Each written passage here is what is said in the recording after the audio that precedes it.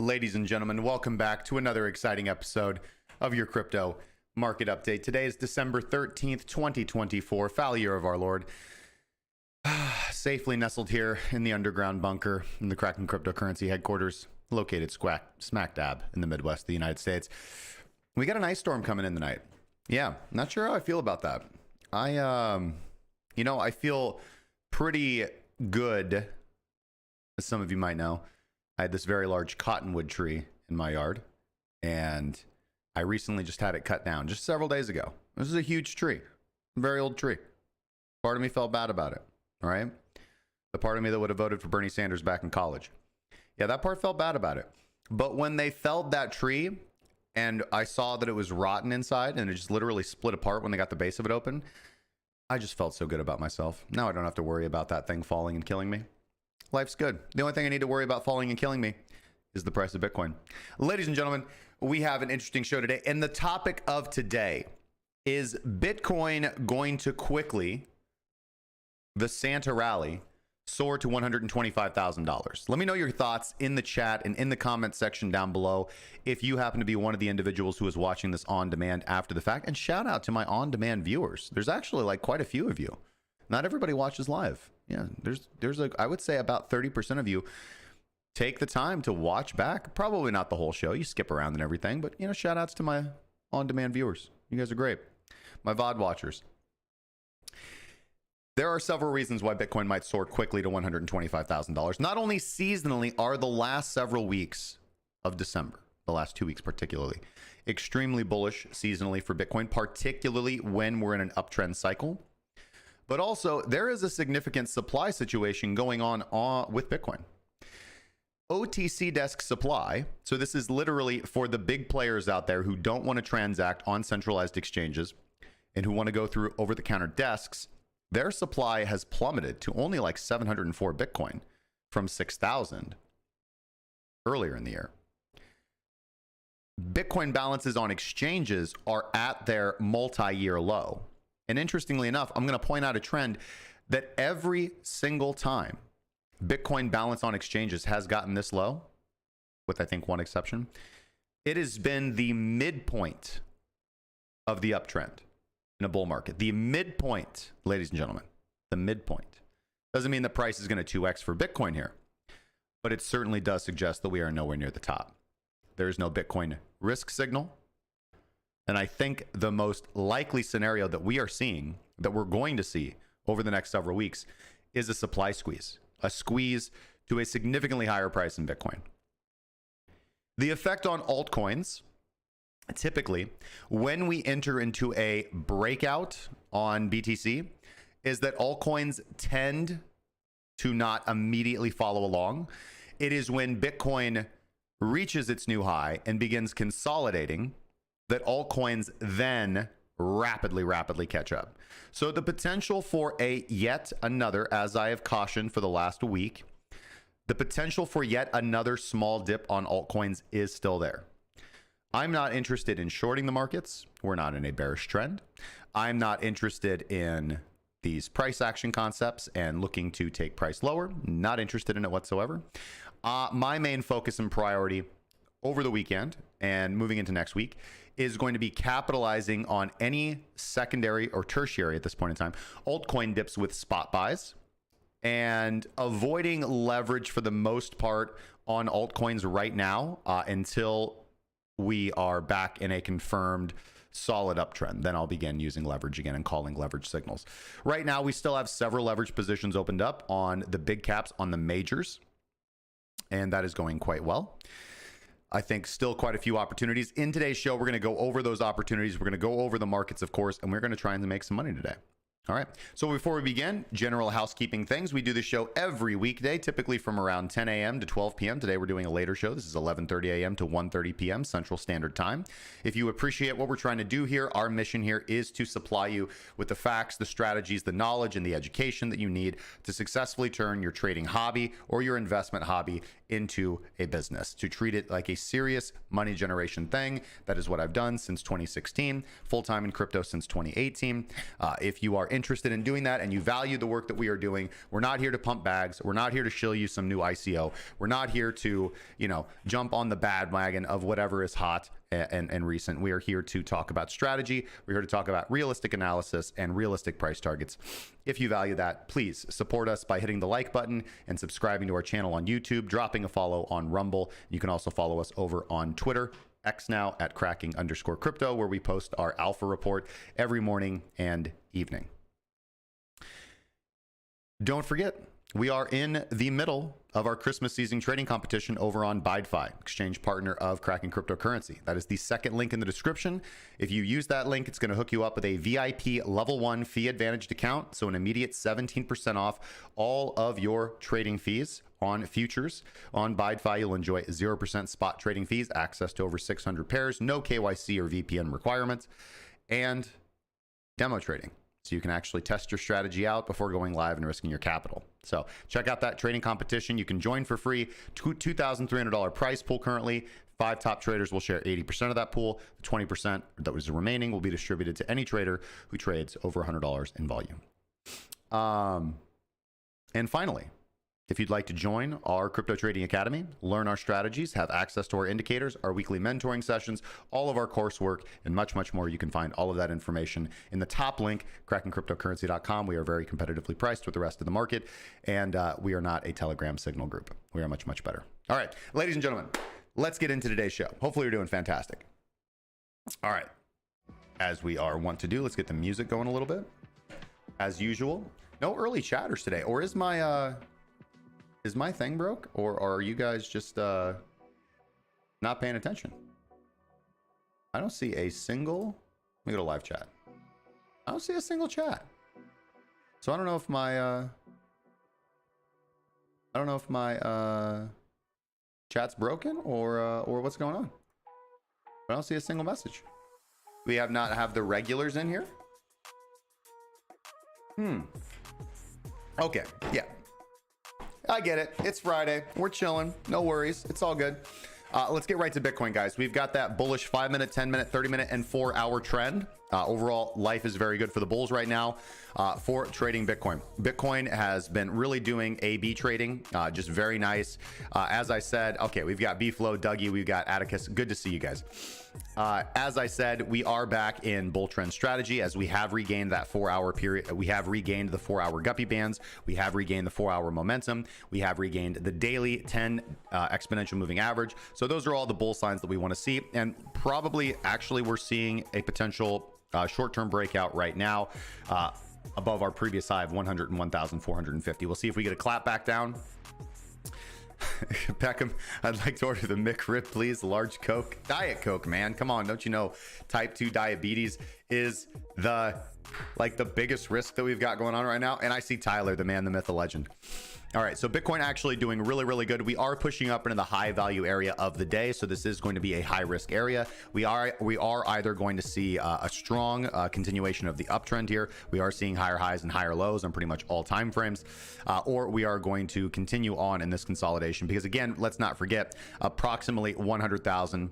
Well, just slightly above us. We can actually just go right here. Approximately about $101,800 is where our current level of resistance is, and that's really where we're pushing up to right now. So we'll see if we get yet a third. Well, this would be a 1, 2, 3, 4, 5. It would be a 5th rejection. So again, as you guys know, this is also the breakout pattern that I like to look at. All right, where we have kind of dipped, We've come back up to test resistance. We've tested it multiple times, and we did just have a pullback, but that pullback was above the 50% mark, the 50th percentile of the range between the resistance and support that we have established down here.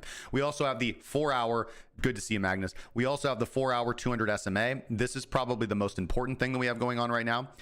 Very similar to the 10 DEMA. All right. Remember, as I said, often when price is in a bullish trend and we enter into a period of consolidation, you know, we'll range, there'll be dips, people will get scared, paper hands, whatever. But it's often when that 10 DEMA, well, and a good example will be, let's go look at Ethereum. Ethereum is a really good example of this. So Ethereum pumping, pulling back, 10 DEMA catching up with price and giving it the excuse to pump. Now, this is not the best example, but I want you to pay attention on the daily time frame to when Ethereum really starts charging up here. Notice that Ethereum will pump, go sideways for a few days. The 10 daily exponential moving average will finally catch up with price, touch it, and then price will pop. Same thing here. Price goes sideways for a little bit. The 10 DEMA actually catches up with price and it pops, right? So this is a pattern you'll see over and over again. The 4-hour 200 SMA, very similar. So as we've seen, that 4-hour 200 SMA has just been creeping up and price has slowed down in its ascent. And that 4-hour 200 SMA is just about to catch up with price. So this doesn't guarantee, just from a technical perspective, this doesn't guarantee that we are, of course, guaranteed to pop to the upside. Although I am very optimistic that we shall. But it's a technical signal that helps you understand what regime we may be going into. Because if we're going to maintain a very strong uptrend,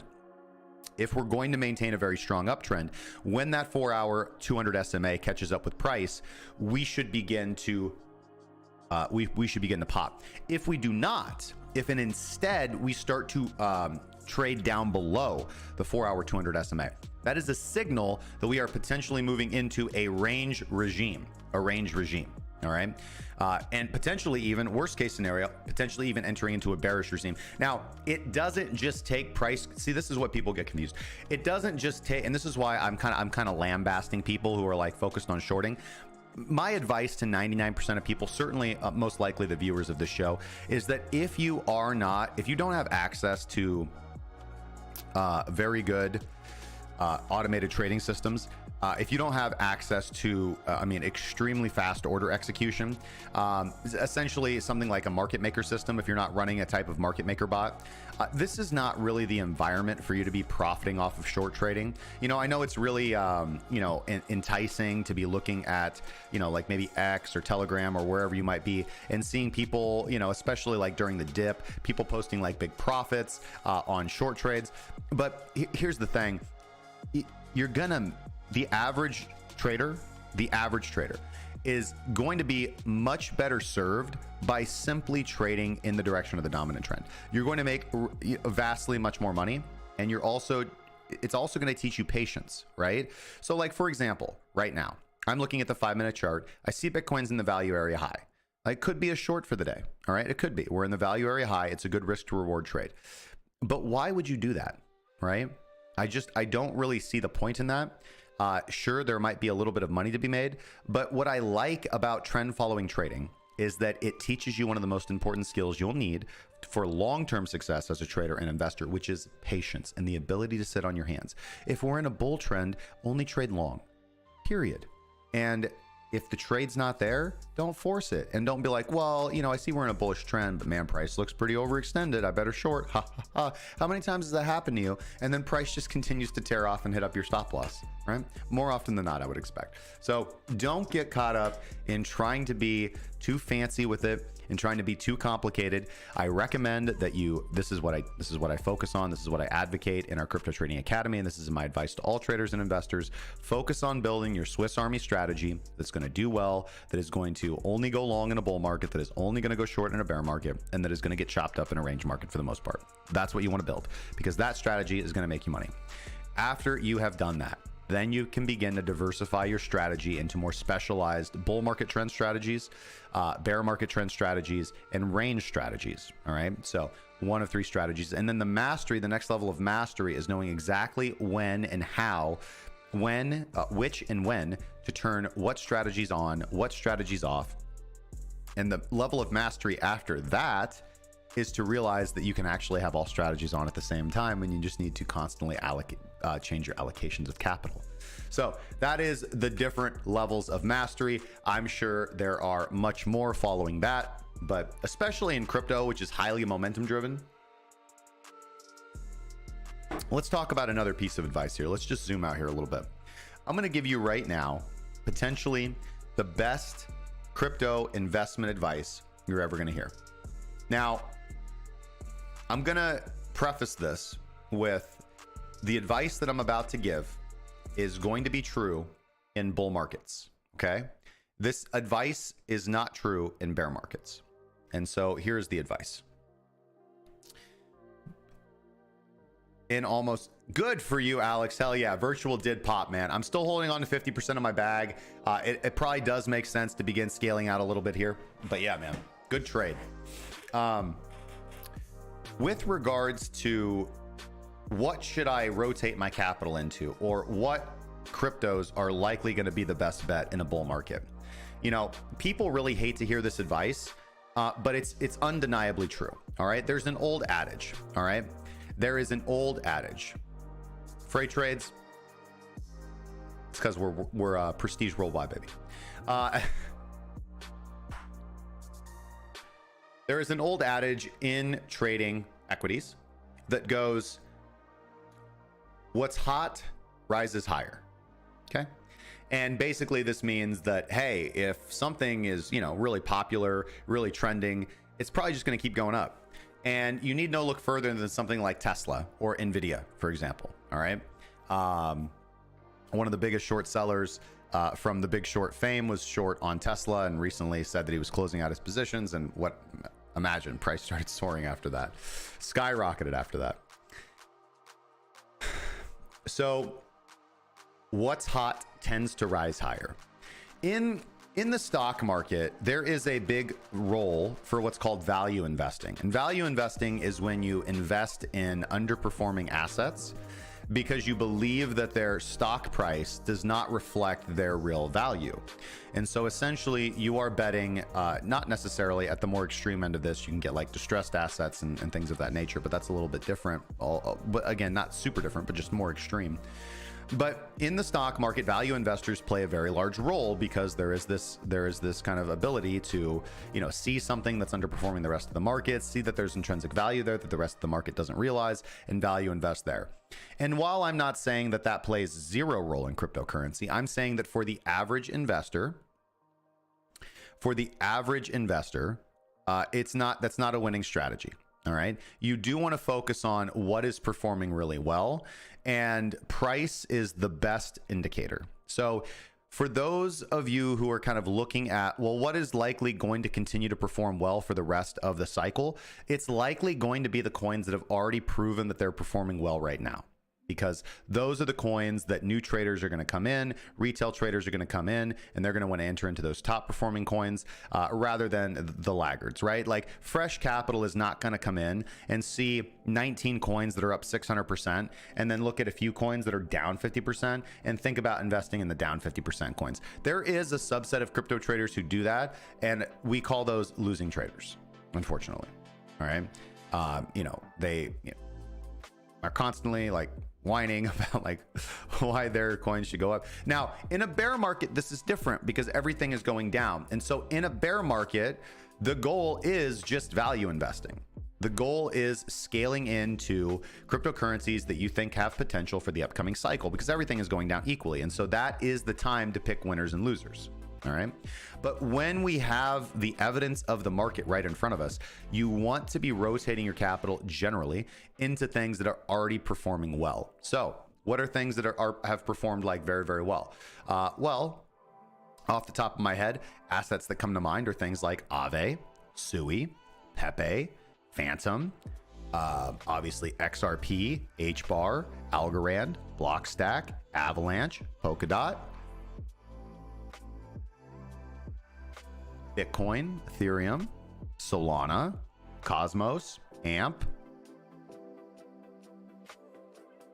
Brett.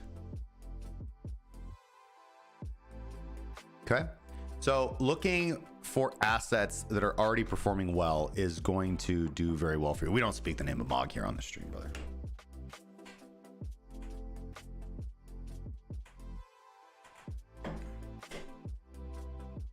All right.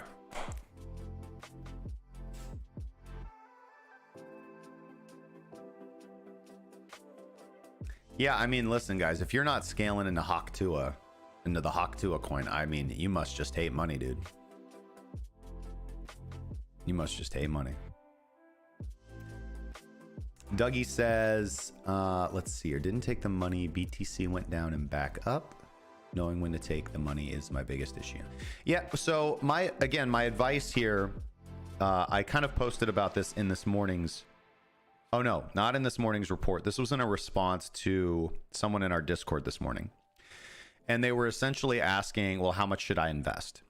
And I laid out a couple of rules, but one of the points that I'd like to touch on perhaps is this idea that, you know, diversification maintains wealth, concentration builds wealth. All right. So this is true in investing, and this is also true in general in life. If you look at very wealthy individuals, you're going to find that they hold a very diversified portfolio with few exceptions. And that's because they already have a lot of money and they just want to protect what they have.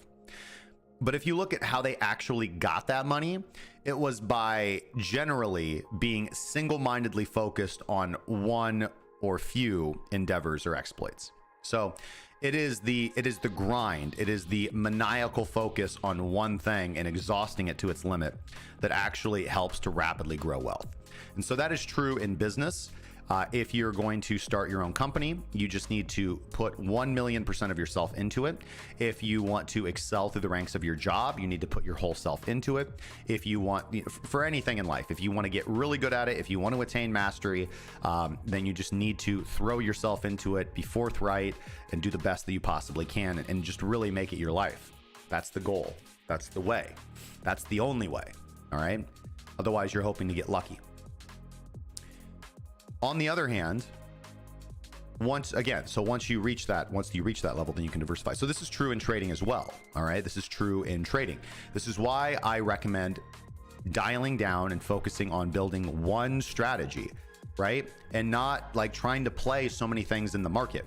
If you have a small account, then what you need to do is not really worry about broadly investing in the crypto markets because you're going to get the average return of the market. If you have a small account, you're trying to rapidly grow wealth, and crypto is one of the few places where you can do that as a retail layman. It's not easy money, okay? Unless you buy. The only way crypto is easy money is if you buy in a down year and then just wait for 2 years. Then it's relatively easy money. All right. But anytime Bitcoin's down 50%, you buy. Wait 2 years. It's easy money. But yeah. So with regards to your comment here, Dougie, of being up $85, not taking profit, price went down, now you're back up $85. You know, for every trade that you take, whenever you're opening up a position, this was another piece of advice to this individual this morning, you just need to have very clear goals and realistic expectations for every trade or investment you take. So anytime you put money into something, before you click that green button, you need to know exactly where you want to take profit. And that needs to be based on not what you hope or wish for, but it needs to be based on a realistic profit target, a realistic expectation, and ideally part of your wealth creation plan, of your account building plan, right? So starting off with X amount of dollars. All right, X amount of dollars. I want to grow this amount of dollars into this amount of dollars. So how much should I realistically be looking to make per trade on a profitable trade? And how much can I be willing to lose on a losing trade? So my advice is always never risk more than 2% of your account on any particular trade. That allows you to avoid the death spiral of a losing streak. And generally starting off with something like a 2-to-1 risk to reward ratio is going to be very good. And then if you can just focus and hone your trading so that you can have a greater than 55% win hit rate, i.e. you have 55% or more profitable trades versus 45% or less losing trades. With a 2-to-1 risk to reward ratio, you will build your account up. And you don't need to start with a lot of money. Okay, you can start with $100. The point is you need to build a track record of profitability.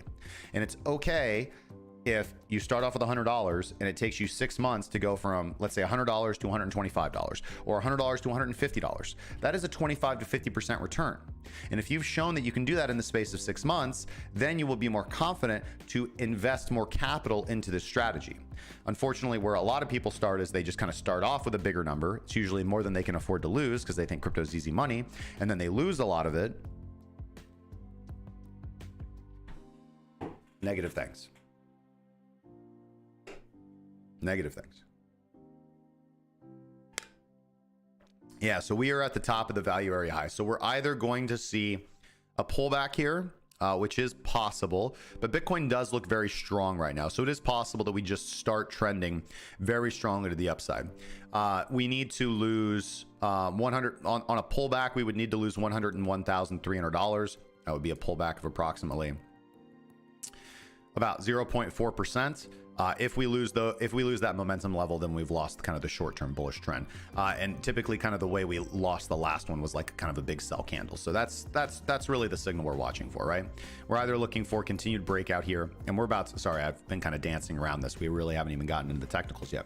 But that's what we're either going to see. We're either going to see probably a big dump candle right now, and a rejection from this level of resistance again, which would be okay.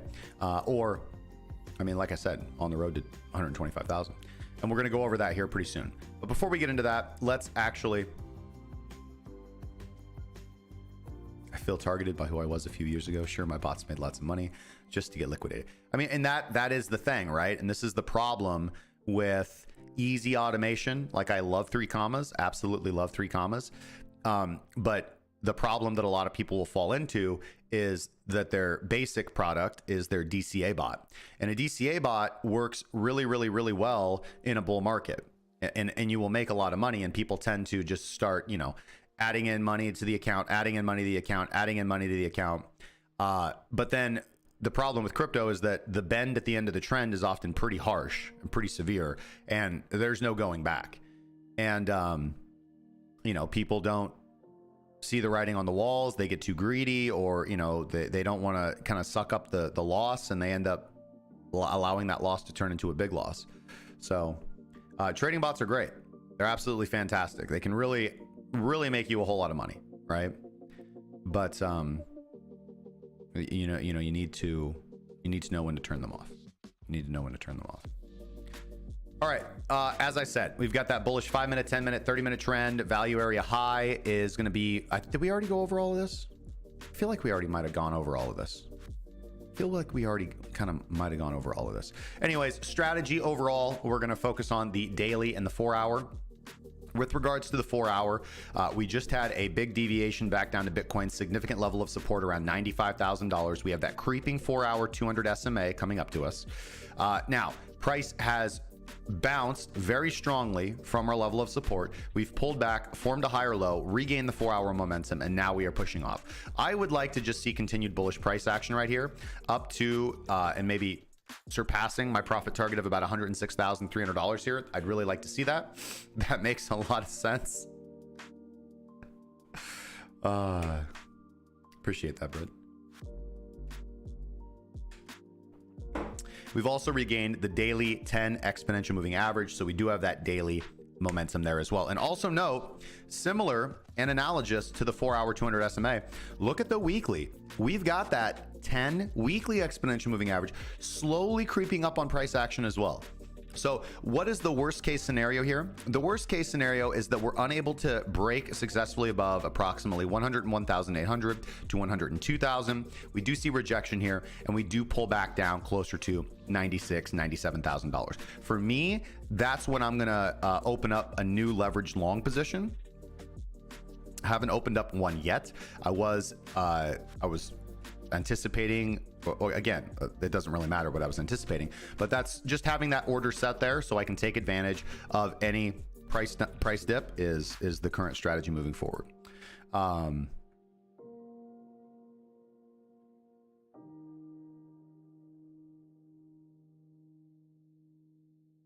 Otherwise, Minx is going to continue to capture all my short-term volatility, We'll go over Minx here shortly. Minx is long. Minx just fired off a long signal on Ethereum and on BTC. So Minx just went long here. Minx just went long here. So Minx is already kind of scaled into these longs. Life's pretty good. And then Minx was able to average this entry because it went long.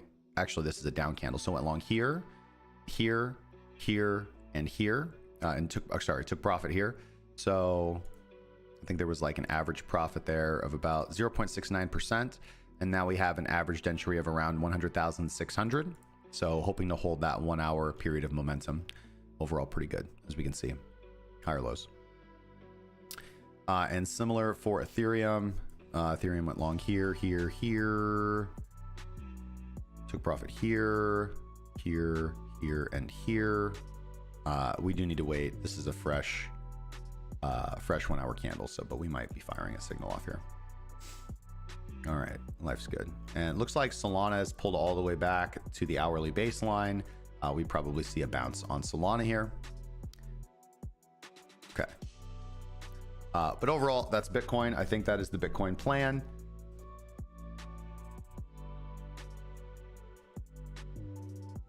For the intraday traders out there, I would hold long because this looks like we might get a powerful breakout here. We are seeing some consolidation here on the 5-minute time frame, some resistance at the value area high as to be expected. Look for pullbacks to about 100,400, 101,400. That's going to be the aggressive area. If we lose that, then, you know, obviously for the short-term scalpers out there, I would close out long positions and then wait to see, you know, what's going to happen. You know, do we come back and retest the 4 hour? Do we actually dip down lower? All of those kind of things. But so far, our 10-minute momentum levels, our 30-minute momentum levels, our 4 hour momentum levels are intact.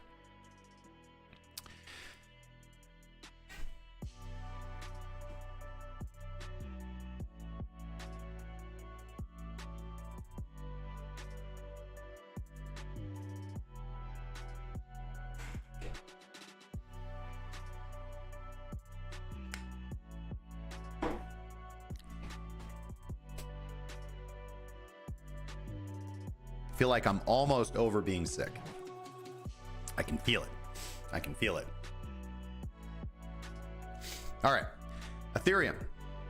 We've got that bullish 5-minute, 10-minute, 30-minute, and 4 hour trend. Obviously, a bullish daily and weekly trend as well. Key levels on the daily is going to be our point of control coming in at 3,917, our VWAP at 3,910, our value area high, which we are currently pulling back from, 3,938 to 3,964. Value area low is going to be 3,855 to 3,882. Let's see here. We are forming. Yeah, we just kind of have this level of resistance right here around 3,950. We've rejected from it multiple times, as we can see on the 4 hour time frame. We are, and overall, right? Same concept here. Bitcoin a little bit more volatile, but we can see it very clearly on Ethereum. That rectangular type of tightening consolidation. I love to see this because it's one of the simplest things to trade in the world. Once you start to see volatility compress, all you do is wait for a breakout. So here we have the 30-minute time frame. All right, we have the 30-minute time frame. You can just draw it like that. We've kind of got an ascending channel going on. We can see this kind of ascending rectangle on the 30-minute time frame here in the top right hand of my chart. And all we're going to do is wait for a 30-minute candle to close above or below our levels of short-term support and resistance. And we're going to go in that direction. That's really it. It's really how you. I mean, this is volatility trading. This is not momentum trading. This is volatility trading. Seeing that low volatility precedes high volatility, and knowing that once we get a compression of volatility, that we can just simply, generally safely trade in the dominant direction of a confirmed breakout, and then just go. Right. So that's what I would be watching on the 30-minute for Ethereum. All right. Obviously, I'm biased to the upside because we have bullish trends across the board, but we are at resistance, so that's fine. If we're going to break down, then likely we're going to see another deviation and dip below the 4 hour buy zone. And this is something that I've been talking about all week. It is possible that we do get another altcoin dip, and an altcoin dip can happen if Bitcoin breaks out super strong and it sucks liquidity out of the altcoin markets. And it can also happen, particularly if Bitcoin continues to consolidate and Bitcoin dips back below its 4-hour momentum levels because confidence in altcoins drops very rapidly when Bitcoin is consolidating, and particularly when Bitcoin is consolidating in a range and gets closer to the bottom of its range. Then you'll kind of start to see some panic selling on altcoins. But right now, things look relatively good. The level to watch for, I think, is 3,960 to see if we can get that confirmed breakout from Ethereum to the upside. And then if that happens, as you can see, I've kind of got a breakout set up over here on my 30-minute time frame. If that happens, probably be swinging for something like 4,035, basically just a retest, not of the current high, but of kind of this previous consolidation level that we had right here. So overall, that's the pattern that I'm seeing on Ethereum on the 30-minute time frame, and that is the strategy that I'm recommending. In the long run, very bullish on Ethereum. I think Ethereum's been one of the top performers. I don't see any reason why in the broad long run for 2025, 5,000, 7,000 is unreasonable. All right. Solana, I am currently long on. I'm currently long on Solana. I've been currently long on Solana. You can see my trade setup there in the bottom left-hand corner of the screen on the 4-hour time frame. Solana was one of the coins that we entered in on the dip because it did pull back all the way to the 50-period exponential moving average on the daily time frame, which is one of my kind of like, hey, back the truck up kind of levels. Solana on the short-term time frames actually looks pretty good. If we look here on the 5-minute time frame, we can see that we've really put in that same rectangular consolidation pattern here on the 5-minute time frame in the value area low, and we've successfully broken to the upside. So I think Solana is going to continue to push to the upside here. Next level to break out over is, of course, the 10-minute and, of course, the 30-minute. Also, Solana has been downtrending for quite a little bit now, and I think that this is a nice break, pullback, retest. This is overall pretty good. I really like this. So pretty bullish on Solana today, intraday, and we're still underneath VWAP, so I think long entries could still be snatched up here. Obviously, invalidation, if we then come back down and close probably below 220 on the 5-minute time frame, would invalidate this current breakout. Other than that, we do have that bearish 5-minute, 10-minute, 30-minute, and 4-hour trend. All right, so we are kind of counter trend trading. That's fine. The reason we're willing to do that is because Solana did end up dipping so low, and also something that I don't often talk about, but this is what is called a 3 drives pattern. 1, 2, 3. All right, so common piece of advice that I've been saying for years: don't buy the first dip. All right, especially if we are coming off of kind of a buying climax, right? If we're coming off of a buying climax, then you typically don't want to buy the first dip. If we're in an uptrend, then price is fine. And also at the same time, there's also kind of another category associated with this, which there's a difference between a dip that maintains the daily and 4-hour momentum levels, and then there's a deviation dip, all right? And on some assets, like Solana here, very cleanly respecting our daily EMAs and our 4-hour guppy. Other assets like Bitcoin are a little bit sloppier and kind of all over the place. You'll notice that Bitcoin never actually had very nice clean pullbacks to the 4-hour guppy bands. In fact, it always deviated below. So just not, and same with the 10 DEMA, right? Same with the 10 DEMA. And similar too, you can see that it's just a little bit different. The concept was still there. Bitcoin breaking out, going sideways. 10 daily exponential moving average catches up, Bitcoin pumps, goes sideways, 10 daily exponential moving average catches up, Bitcoin pumps, all right? We've just seen kind of this grinding consolidation, but again, like, what is the direction of the consolidation? Like, what is the overall direction of price? Where are we headed? We are moving up, right? We are moving up in a ascending rectangular pattern, and all we're looking for is a nice confirmed break. We want to see a close, I would say at this point, above 103,000, and I think Bitcoin can go into the low teens, probably, but maybe even, I don't want to like undershoot this. I think we could probably hit I don't think it's unrealistic, $125,000 by Christmas, or, on or around Christmas. So absolutely possible. We might need a little bit more of a wind up. It might not start happening this week. We might need another week of consolidation, which is fine, because if we get another week of consolidation, it means I'm going to get the opportunity to open up my leverage long around $96,000, $97,000, which I would be very happy to do. All right, XRP, another top performer, definitely one you do not want to sleep on.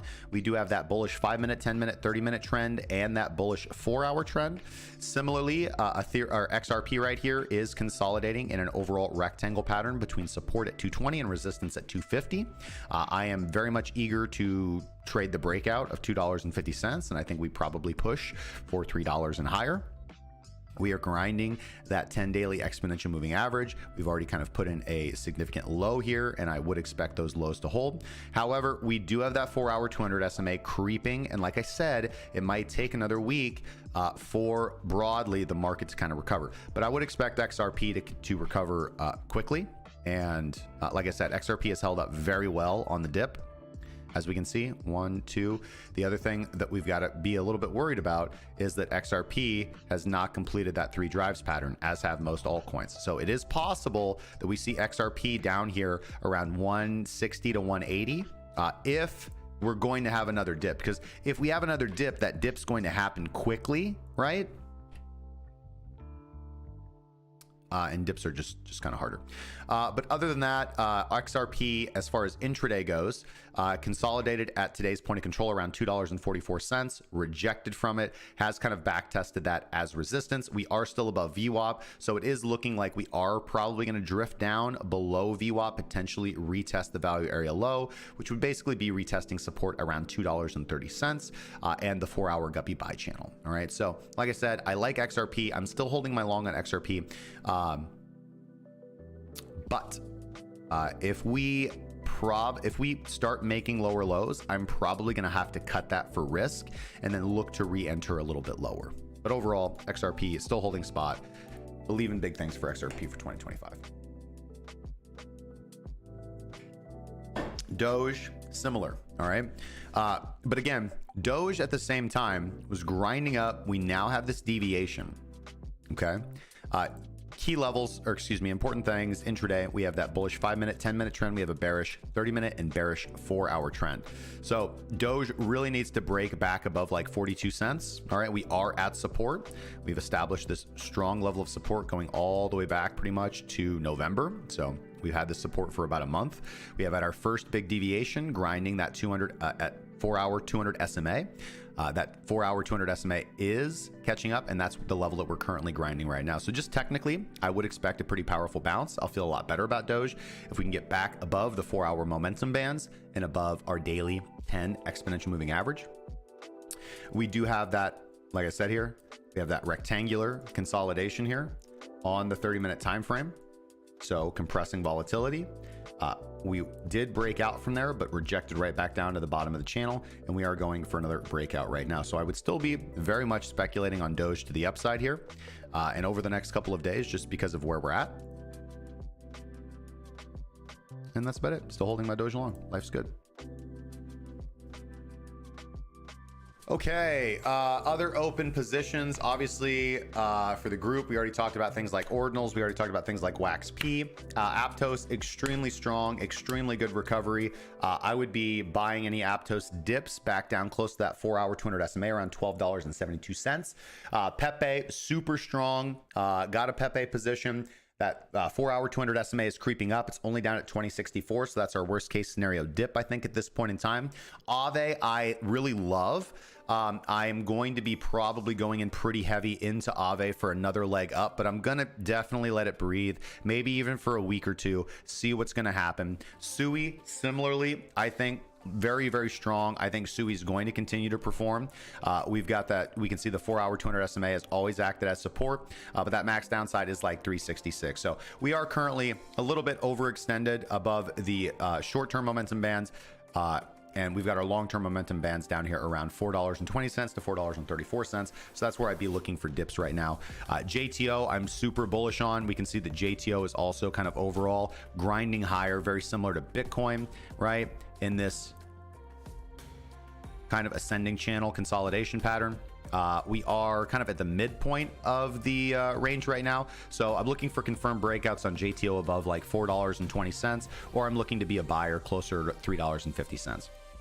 Phantom, absolutely love. Absolutely love Phantom. Huge sell-off. We've rebounded very strongly.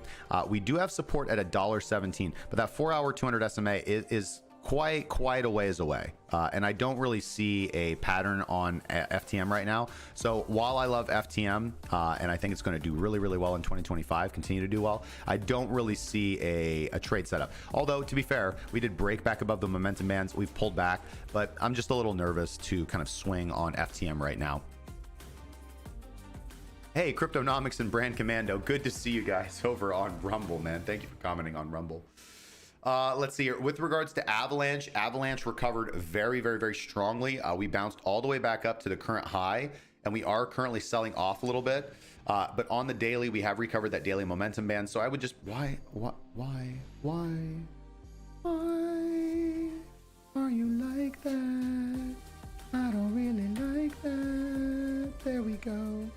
So I would be looking for a potential re-entry in Avalanche. Not really right now. I want to let it breathe a little bit. Similarly with Polkadot and pretty much all of my medium term holds right here. STX kind of ran all the way up to about $3. That's where I sold half of my STX. We've pulled all the way back to the 50 daily exponential moving average and the 4-hour momentum bands. I do want to see that hold. Similarly with AMP, we're consolidating at that daily 10 exponential moving average. So I do want to see kind of these levels hold. I'm not too eager to swing back into a lot of these dinosaur coins that I love and still am holding 50% of, but so be it. Brett's looking really good. Sell off to that 4-hour momentum band, or excuse me, that daily momentum band, and our 50 daily exponential moving average. Overall looking really good. Brett's still in an uptrend. That 4-hour 200 SMA is down around 11 cents, so there's potential to go back down there and retest that wick. And again, my overall primary ideas moving forward are to focus on, if we are going to get a second dip, I'm going to be buying a lot of spot altcoins. I'm going to be allocating into spot altcoins. Sundog, really good. Obviously, very much a different type of trade for me because I am low bidding Sundog. It is at the bottom of its range, but again, we are seeing a lot of capital inflow into TRX. So Sundog is my TRX meme coin pick, and price is very low. But it could also go to zero, so it is what it is. Incentive and wrapped Bitcoin are my pulse chain picks right now. I did end up rolling about 50% of my incentive into wrapped Bitcoin. Overall, wrapped Bitcoin on pulse chain is doing really well, continuing to grind higher. I like the support we seem to have established around 1,230. Similarly with incentive, we do see that 4-hour momentum band creeping up, same as on wrapped Bitcoin. Overall, life's good. Parcel just dipped back down to the 4-hour momentum bands and is currently bouncing from there. Virtual, love holding this. Obviously, I sold 50% of my virtual just 2 days ago, and I have another 50% right now to sell at some point in time. Department of Government Efficiency, don't do this to me. Department of Government Efficiency is currently trading at about $170 million market capitalization. We do have support at about $150 to $130 million market capitalization. But this was a fun run, you know what I mean? And, you know, we'll see. I believe in the mission. We got to fix this. This is events, trading, buy, sell buttons, apply to all. Get that off my chart. Thank you very much. That's all I wanted. And we don't need to talk about Avalanche. That's all really good. Let's talk about a couple other key things. Looking at our power law corridor for Bitcoin, as we can see, we are just on the cusp of breaking into the broad sell range for Bitcoin that stretches all the way up from current price to about $360,000 per Bitcoin. This indicator has given us a very clear blueprint of all previous Bitcoin rallies. So we're nowhere near the top. We are just in the middle, ladies and gentlemen. We are just in the middle with no Bitcoin risk limit. I think that people are unprepared. Everybody who is bearish right now, I think, just doesn't really look at things like weekly charts. I think they only know how to look at things like 30-minute charts. Yeah. Saga Alpha Club asks, what are my targets for Link? I don't really have any specific price targets for Link, but we can definitely look at Link.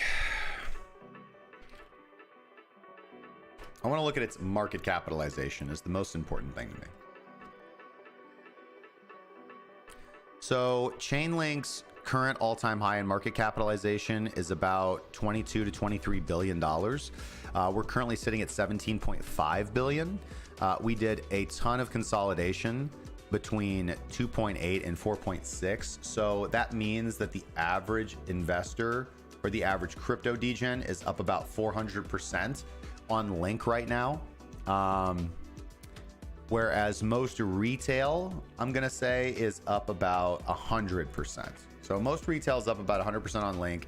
Most of the most sophisticated crypto investors are up about 400% on Link, as we can see this kind of just long period rectangle box consolidation pattern.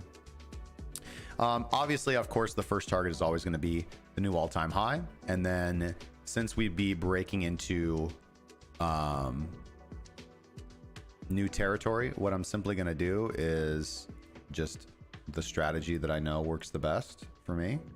It's not always 100% accurate, but it's kind of the best we got.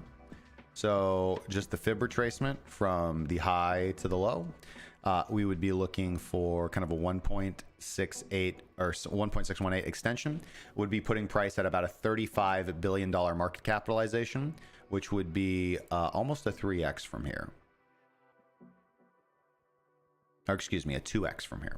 So potentially I could see Link doubling yet again to a $35 billion market capitalization.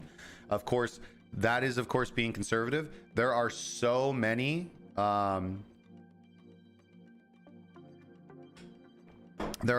things that are happening right now in crypto that we've never seen before.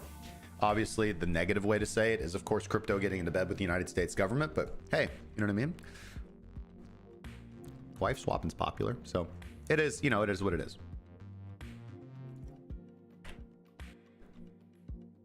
So, you know, as always, I really like to focus on market capitalization over price targets when we're talking about big picture things. When we're talking about big picture things, what are some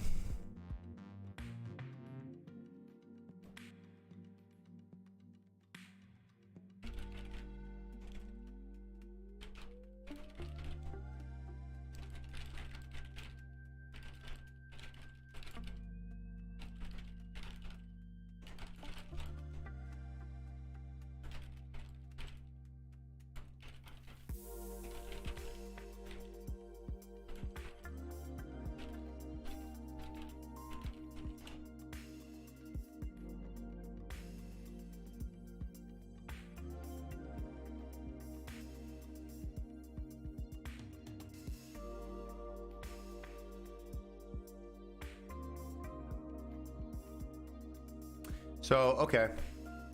So here's some AI information here. So I asked ChatGPT, what are some comparisons in traditional markets for Chainlink? All right. You know, so like what could we, what's the closest analogy to Chainlink in traditional markets? And what they came back was things like Bloomberg, Thomson Reuters, or FactSet, all right? Because what those companies do is aggregate, process, and deliver real-time data, which is critical for decision-making in financial markets. This is exactly what Chainlink wants to do. And Chainlink, what they do is they provide data feeds for smart contracts, all right? So similar.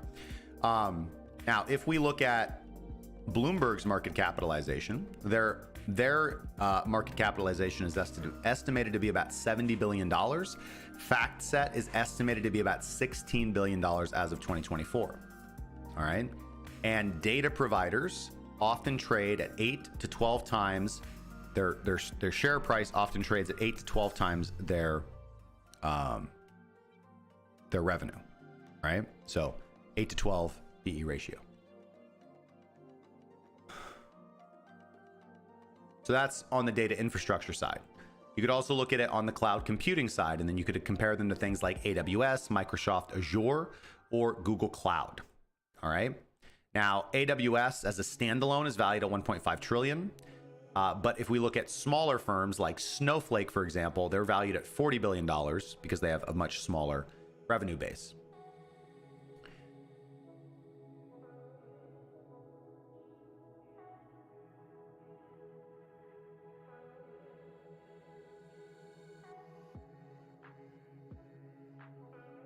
Now, this is saying that instead of that, if traditional markets are if traditional data providers are trading at an 8 to 12x revenue multiple, decentralized oracles could command a 20x to 30x revenue multiple based on their critical role.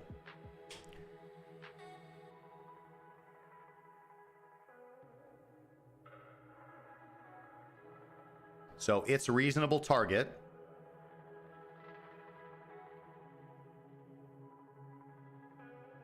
is 21 to 28 billion, which is a little underneath. So that's a moderate growth scenario. So targeting 21 to 28 billion. All right. The high growth scenario is if Chainlink's integrations with traditional finance expand and staking adoption increases significantly. A 5 to 10x increase could result in a market capitalization of $35 to $70 billion. So again, that 35 was actually, so that's the low end of what my target was, $35 billion market capitalization for Chainlink. And then a 70 would be a further 2x from that. So realistically, a 2 to 3x in market capitalization potential for Link over the next 1 to 2 years.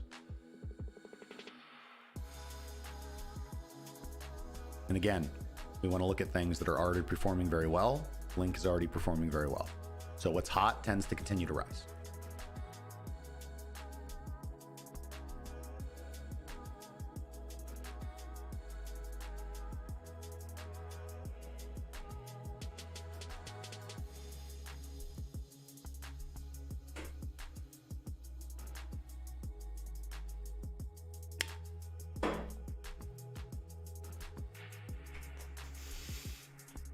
So, guys, the biggest piece of advice I can give you guys here is two things. Let's switch over to the main. Let's talk here for a second. As a trader, and this is why, you know, I think this is why this show appeals to a lot of people. We get a lot of viewers. We get a lot of interesting people in our Discord. Some super smart people, and you guys have great questions here on Trump on chat. It's often difficult. People struggle in cryptocurrency with trading because they don't realize that, maybe they do realize that underneath them wanting to trade, it's really just when they say they want to trade, most of the time people really just mean that they want to make lots and lots more money from their investments. And those are two different things. All right. A trader needs to be impartial. Like, I don't care about when I trade Bitcoin in the morning, when I get up in the morning and I look at the 5-minute chart, I look at the 10-minute, the 30-minute, I kind of mark out price targets, I look at momentum and all this. I'm not thinking to myself, God, Bitcoin is going to change the world. You know, like what a beautiful thing. What a beautiful decentralized currency that, you know, should be a 4 to 5, 6, 7, 8, 9, 10, 12, $15 trillion market capitalization asset. Just I mean, chef's kiss. You know what I mean? I'm not thinking that. When I'm trading, even when I'm swing trading, I don't care. I have to not care. Because if I care, if I let my bullish sentiment for Bitcoin's long-term growth creep into my trading decisions, that's going to color my thinking. And that's not healthy. It will cause me to make the wrong investment decisions, or the wrong trading decisions, excuse me. So cryptocurrency traders often really struggle with this, all right? Because they want to trade, and really what they mean by that most of the time is I just want to make more money, but they have to understand that as a trader needs to be impartial, right? You need to not care about what you're trading. You're just caring, all you care about is price appreciation or price decreases, and looking for a reason to enter a trade or justification to those means. So as a trader, you need to build a strategy. If you're trading without a strategy, you're just gambling, all right? And there's, as somebody sagely pointed out in a great X post the other day that I commented on, there's kind of 3 phases to trading, right? Especially if you're entering into a bull market. There's the lucky gambler phase where, you know, you just kind of magically make money because you were just lucky enough to be buying in a bull market. Good for you, right? That's not going to last for long. Then there's the humbling phase where you lose money in a bear market. And then there's the learning phase. And that usually lasts a year to 2, where you learn to be impartial, you learn to control your emotions, and you build a strategy. And that's what we specialize in the Crypto Trading Academy. It's building a strategy. So if you want to trade, meaning you want to be in and out of the markets, you want to take this amount of money and consistently grow it every single week into something bigger. That's trading. You need to be impartial and you need to not care about crypto. But then we're also cryptocurrency investors. And there, I think it pays to be pretty enthusiastic and optimistic. And so for the traders out there, build a strategy. Who cares about price or where we're going to go or market cap targets? For the investors out there, focus less on price and focus more on market capitalization and focus on buying dips. All right, is the best thing to do. All right, good stuff. All right, we are an hour into the stream, ladies and gentlemen. We're gonna do a quick ad read, and then I'm gonna take a 1 to 2 minute break and just go get water because I'm out of coffee. Oh, wait. Dregs. And then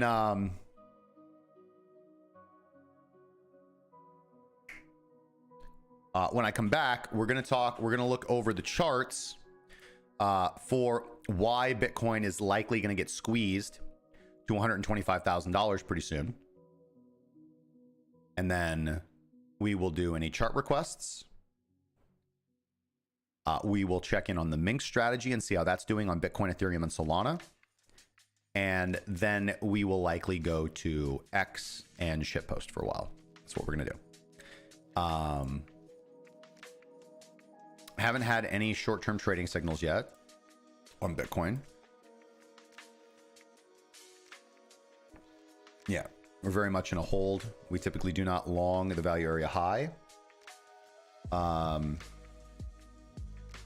Although, let's go check in with... There we go. Sorry, that's because it said sold. That was kind of throwing me for a loop.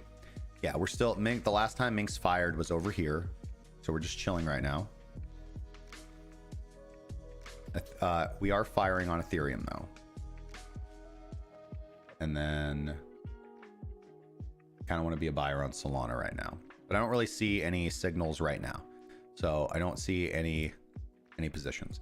I am working on a specific strategy for the lower time frames that we can use on stream, and we'll be doing that with the BYDFi account right here. Not, unfortunately, I'm logged out on this one, but I've got my streaming account here. I've got about $3,000 in it, and so we're going to try and grow that from 3,000 to 30,000 is going to be kind of our goal for 2025, to grow to 10x our futures account from 3,000 to 30,000 on stream, live trading, just kind of trading for the 2 hours in the morning.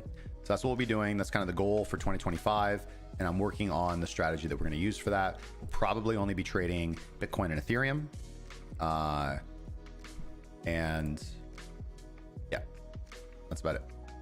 All right, let's go. All right, so let's do an ad read, and then we will go to take a break, and then we'll go do all that stuff. Ladies and gentlemen, I want to thank BYDFi for sponsoring this portion of the show. BYDFi is the centralized exchange partner of choice for cracking cryptocurrency. Over on BYDFi, who have been very kind to host our Christmas season trading competition. It's actually a $2,300 prize pool right now. You guys can go sign up for that competition for free. Top 5 traders will receive 80% of that prize pool, plus some great perks like VIP level 5 for like a month or two, which is like 45% off your trading fees, which really matters if you're trading futures. VIP level 4, which is like 37, VIP level 3, which is like 25%, somewhere around there. So definitely go check out that trading competition. 20% of the prize pool is going to be distributed to traders who just trade $100 in volume. So it doesn't matter if you're good, you're bad, you're great.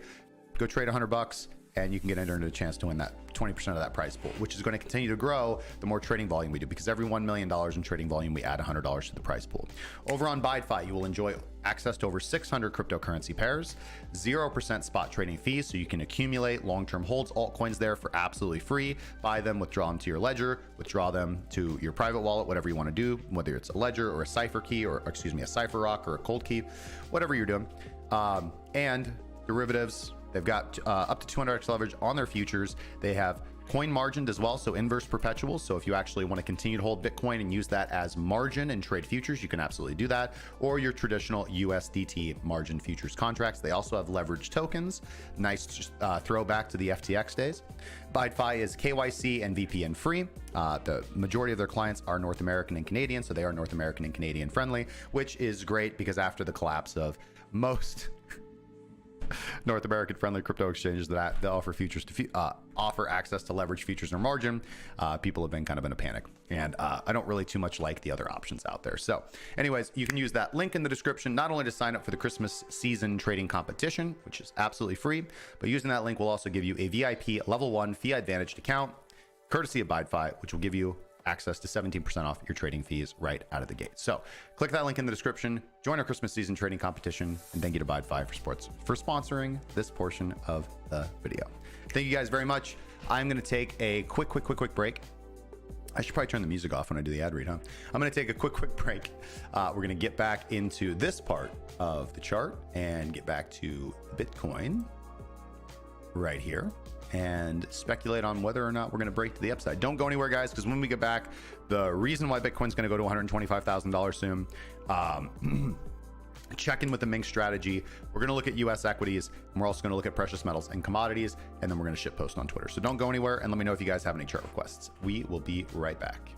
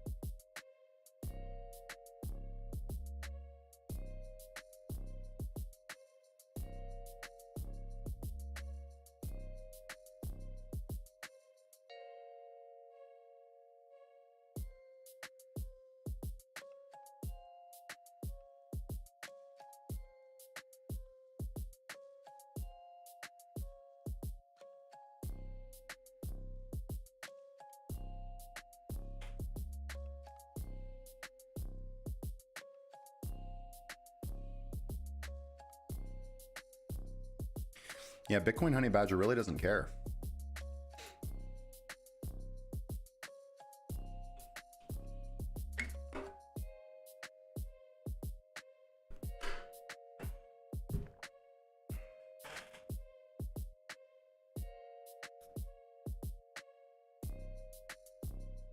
All right.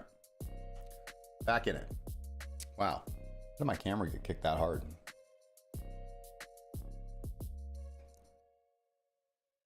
There we go. All right. Where were we?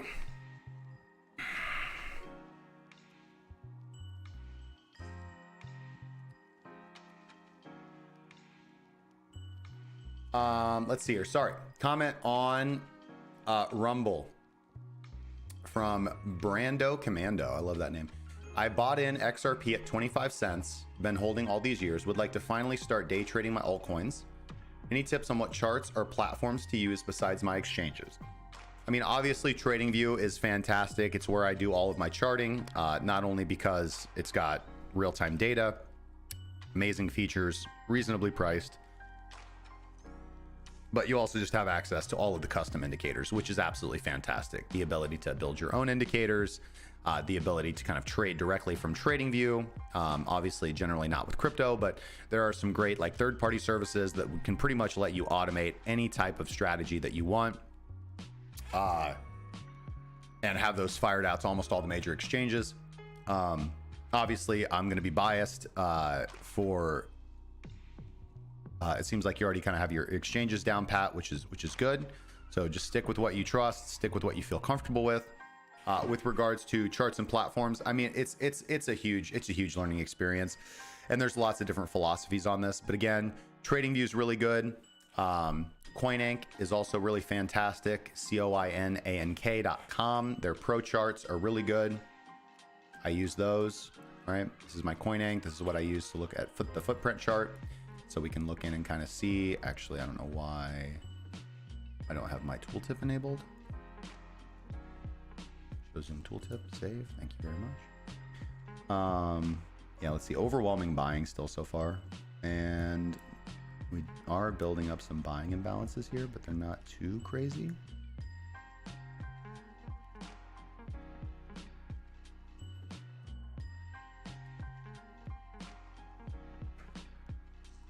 CoinGlass is really helpful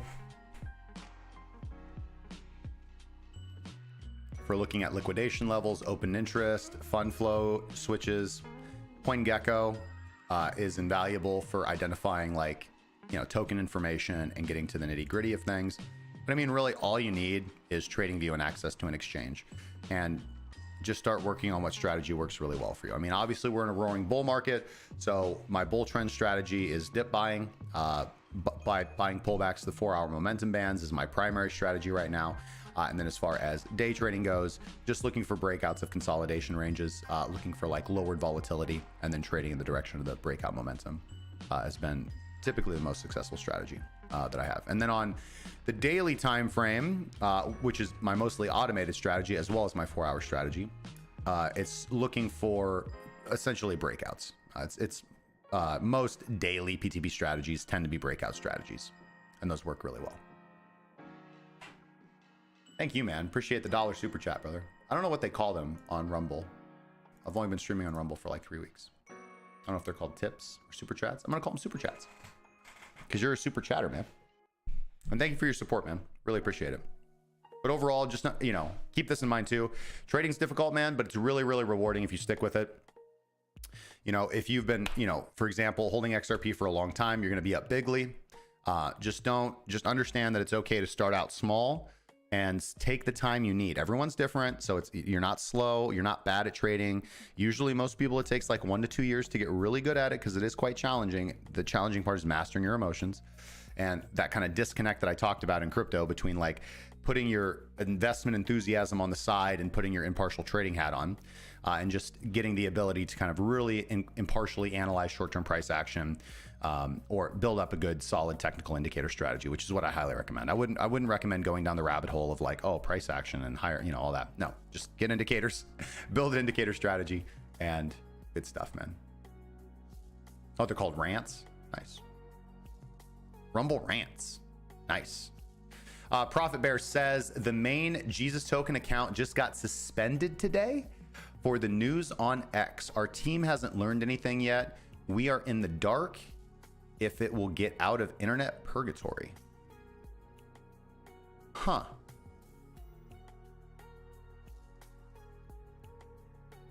Interesting. That's terrible. Let's go see what effect it's had on price. Low caps.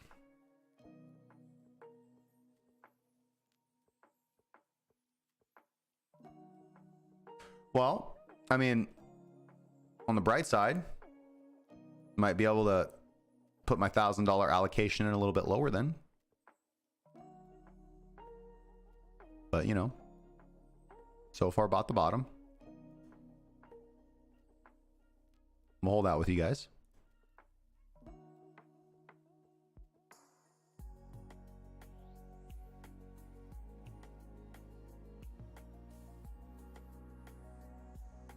Because once we entered into kind of, you know, this low consolidation phase, there we go. It took about,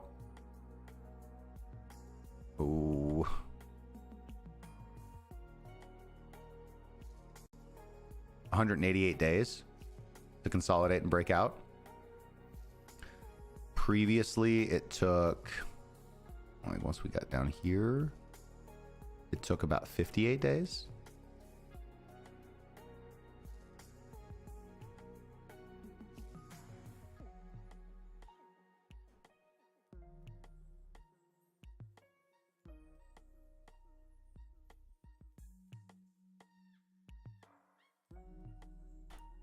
Keep me updated, man.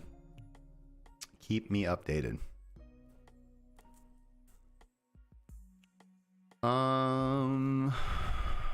Okay. Let's look at, I already looked at kind of all these. I need to look at Sui to Sol. I don't really know. I mean, okay.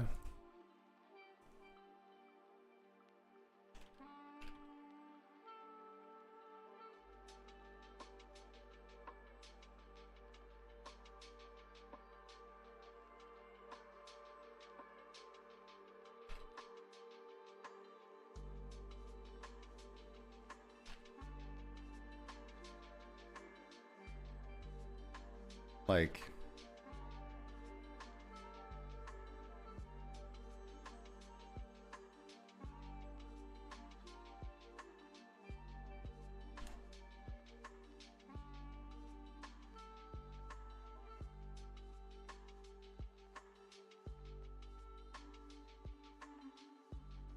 I mean, that's impressive. I'm not gonna lie. Sui is massively outperforming Solana.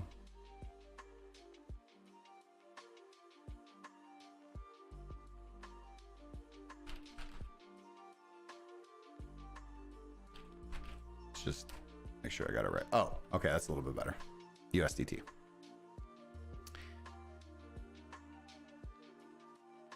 Yeah, looks really good.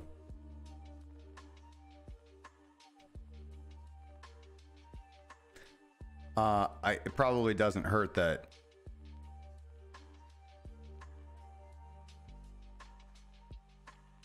Solana, well, you know, let's be real, like Solana was really outperforming for a long period of time, and that has recently flipped.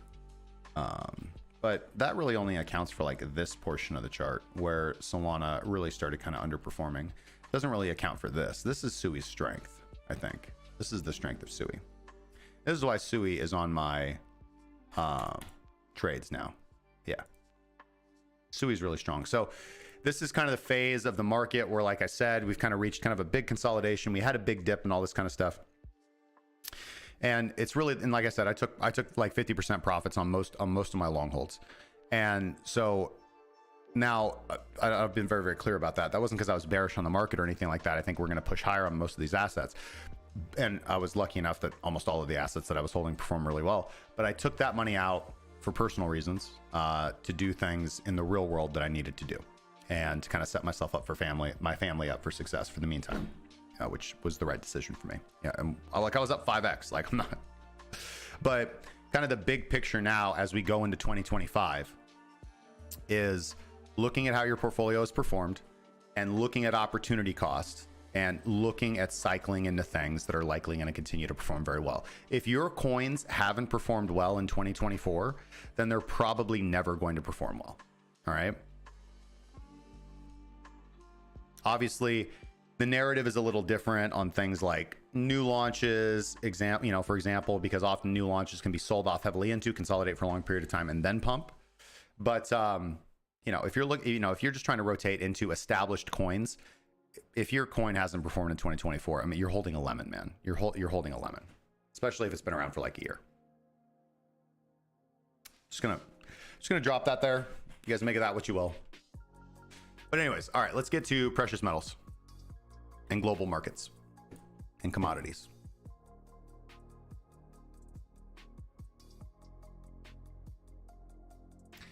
All right, looking at gold.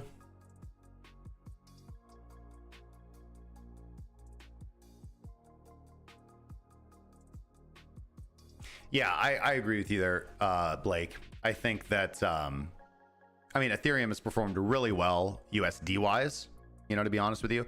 But yeah, Bitcoin has been absolutely crushed. So it's just been more valuable to hold Bitcoin over Ethereum. But I mean, that's true of, look at just about any alt BTC chart, you know what I mean? So yeah, I think Ethereum is going to continue to do well. And the reason why, we got to look at the fundamentals. So hold on. I have some notes on this actually. I have some notes on this. Where is it?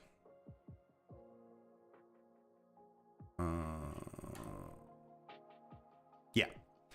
So the head of BlackRock's ETF department, Jay Jacobs, said that right now, the Bitcoin and Ethereum ETFs only reach a small amount of people. And what BlackRock is going to focus on is expanding the amount of people that those two ETFs reach rather than launching new altcoin ETFs. All right. Now, the US will likely approve Solana and XRP ETFs by the end of 2025. But what that sounds like is that next year, 2025, BlackRock's big push is going to be a year of promoting their Bitcoin and Ethereum ETFs.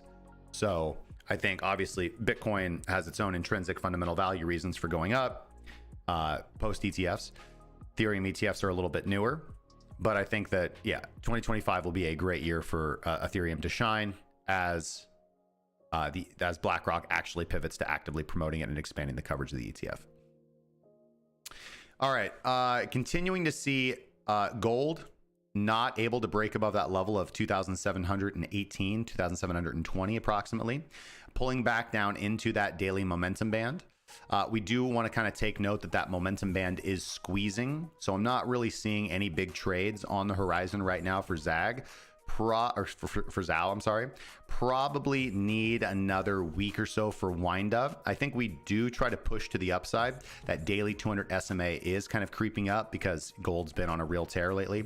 So kind of expecting Bitcoin-like price action here. You know what I mean? Overall sideways consolidation with a little bit of a bearish lift until we actually can reach a low price. Or in the contrary, just continuing to watch those daily momentum bands continue to tighten up because that does mean that a big move is on the way. Gold, I'm overall minded to continue to trade to the long side, but there might be an opportunity to trade to the short side, at least in the short term. ZAG similarly following along behind gold, has lost its daily momentum, so it's no longer showcasing a daily bullish trend. We do have strong support around $30.10, about 30 ducks. Stretching all the way back here, and here. Momentum bands are tightening up as well, and we just did a fake out to the upside. So either support holds and we make another rally up and attempt to break through $32 finally convincingly, which we had trouble doing over here, and we currently had trouble doing over here. Or, hold on, I gotta get those buy sell buttons off the chart. It's very aggravating.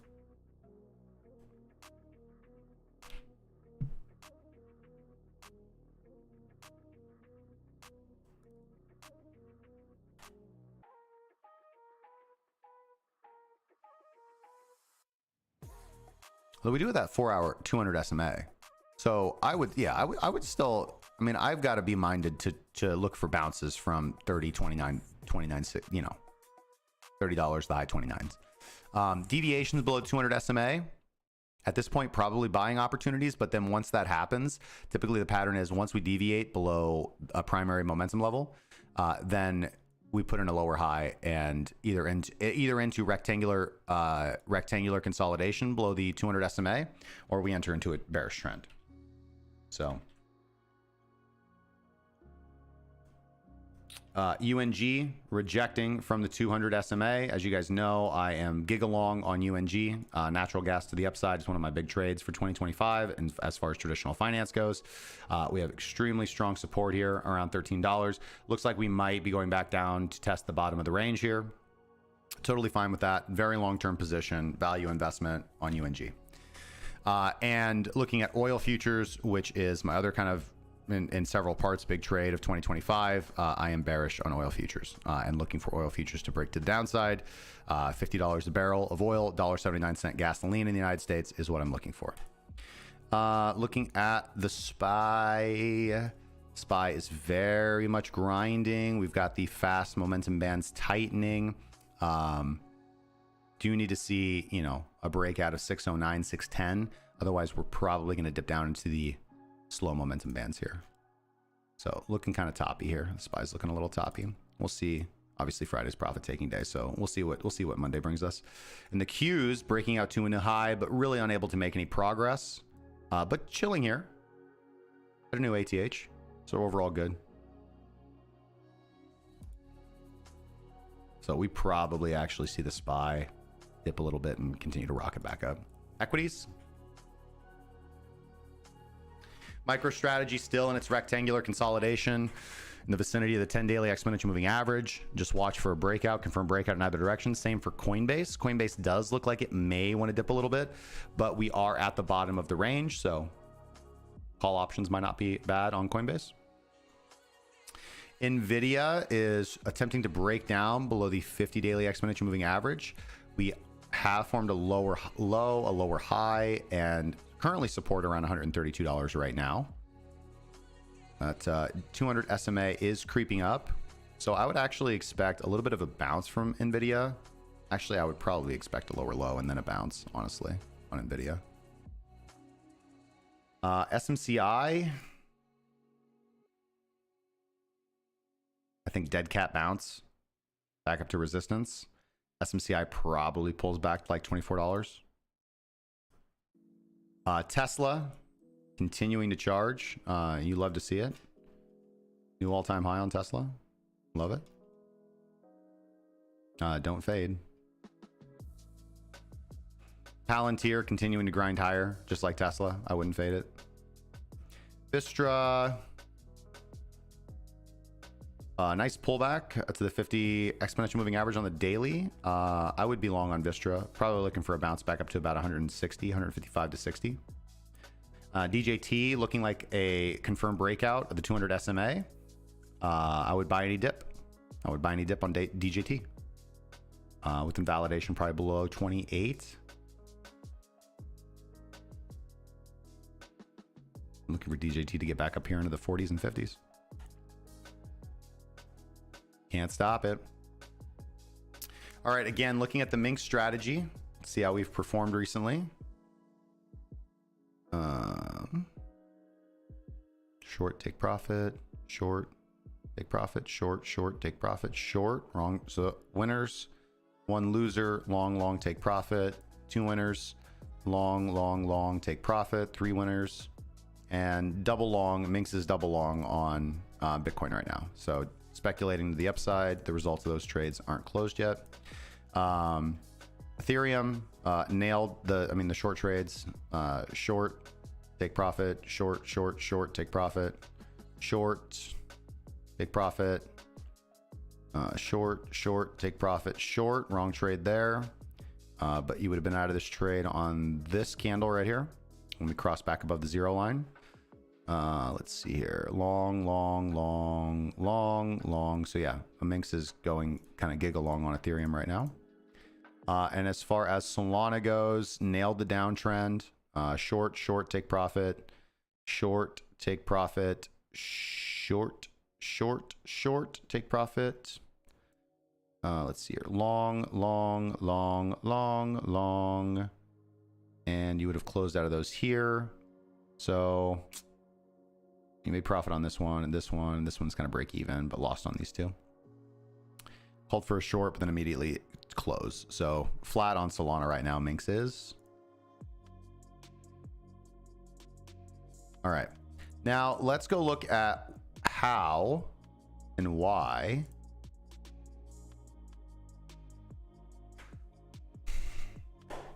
Bitcoin might squeeze to $125,000 imminently. All right. So let's talk about this. This chart is from Glassnode, and this chart, the black line is obviously the price of Bitcoin. And the orange line is the exchange balance total. All right. So this is the total amount of Bitcoin held across all exchanges. And as we can see, there is a very clear trend. Can I draw? Yes. Okay, but I got to. Hold on. Take it over here. I'm going to draw this out for you. Where is my... There we go.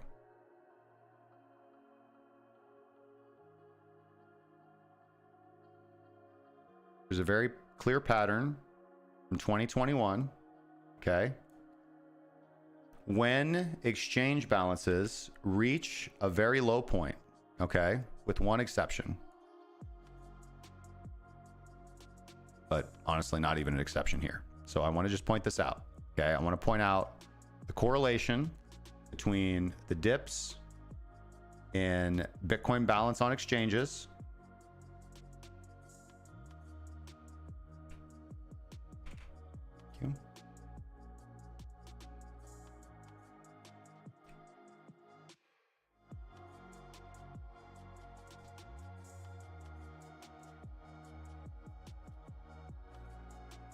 and where we're at right now. Okay. So if we look here, we can see that around April of 2019, Bitcoin balances on exchanges reached kind of this low, this horizontal level right here. Approximately, let's say 2.75 million Bitcoin available on exchanges. Coinbase being the largest holder of Bitcoin in the world. Spot Bitcoin anyways. The largest Bitcoin reserve. What happened? Bitcoin squeezed much higher. Much higher. Okay. So throughout that period of time, we can see that as Bitcoin balances on exchanges rose, price broadly continued to fall down after that. After that initial squeeze higher. All right. Same thing occurred towards the end of 2020, beginning of 2021.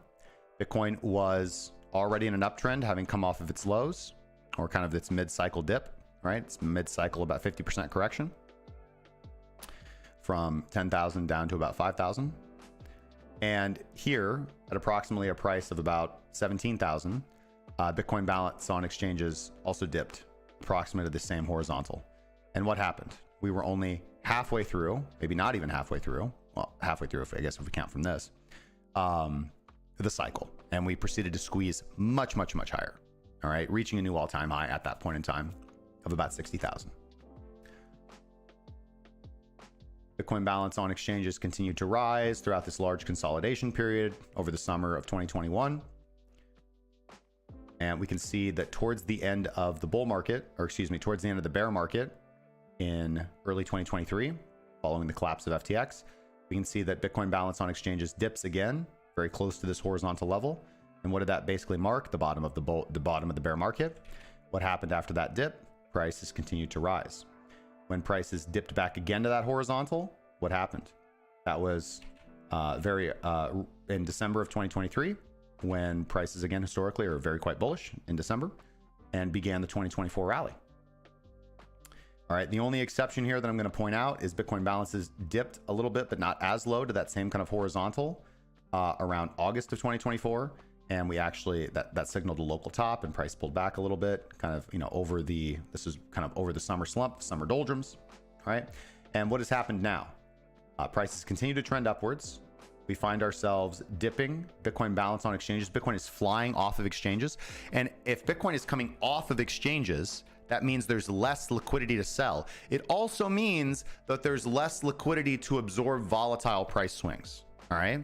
This is why wild price movements can become so exacerbated. So we're not 100% out of the woods. This, for the macro investor, for the weekly investor, for the spot holder, this is the greatest thing they want to hear. All right. And for the diligent trader, this is also great to hear, because you know that we're going to get volatile price swings because there's less liquidity on exchanges to absorb aggressive buy side or sell side orders. All right. The less liquidity you have on exchanges, the wilder the price swings are. Low liquidity assets move very quickly and can be, price can swing very wildly. All right.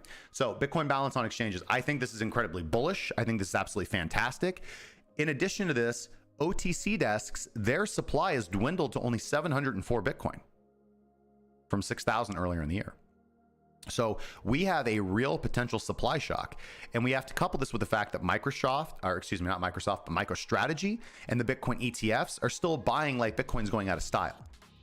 So I think we are imminently coming up upon the same type of supply squeeze that we've seen over and over in Bitcoin that is going to rocket us into the last half, the second half of the rally, when we actually get off of the and so this is all on-chain data, all right? Hold on. Whoops. Okay, so this is all on-chain data. When we correlate this with the chart that I showed you guys all the time, the power law corridor, the power of the logarithm, all right? This has accurately predicted the Bitcoin cycle time and time again, right? Here we are, nowhere near the top, in the middle. We are just on the precipice of entering into the euphoria phase. The euphoria phase is where you make the most money, because that's when prices just goes bananas.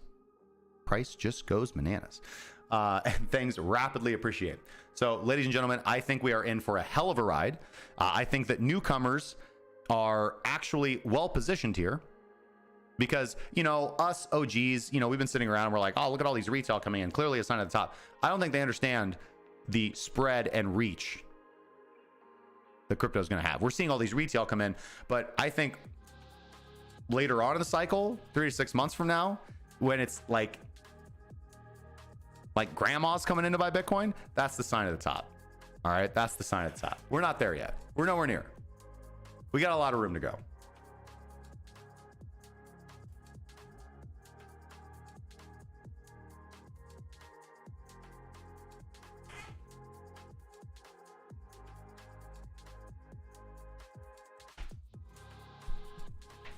Yes, Blake, I think it's wrong.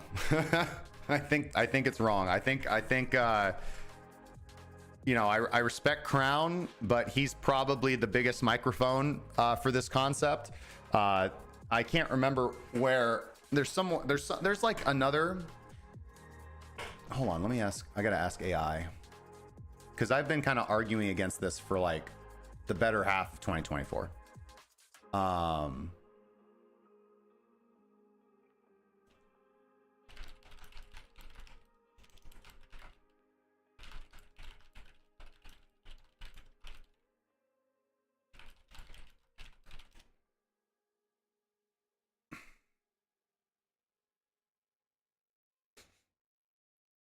All right, so let's break. So thank you, ChatGPT, for breaking this down like I'm 5. All right. Okay. All right. What is a left translated cycle?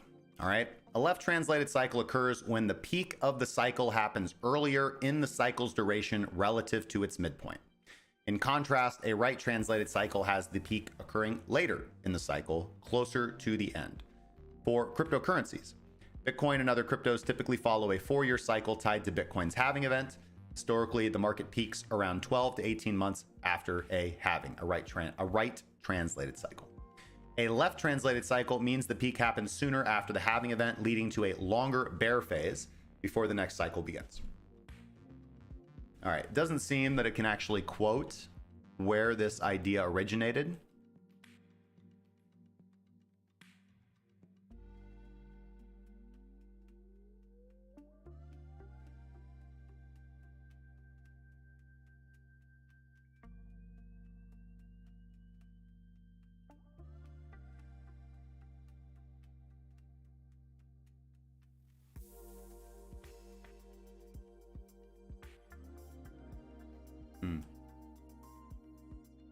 But yeah.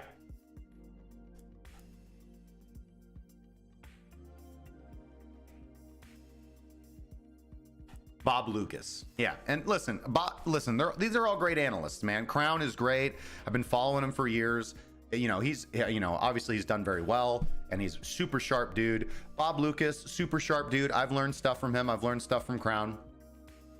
But yeah, I think they're wrong. You know, I don't think it's like ridiculous to talk about, right? And anybody, like, and I'm being honest with you, right? Anybody who says that they know exactly what's going to happen is lying to you, because we're trying to predict the future here, and that's an imperfect science, a very imperfect science. But yeah, I mean, you know, at the end of the day, you've kind of got to line up on one side of the aisle, I think, and I've just pretty much strongly lined up with against the idea that this is very much most likely wrong, and I have my main reasons for it.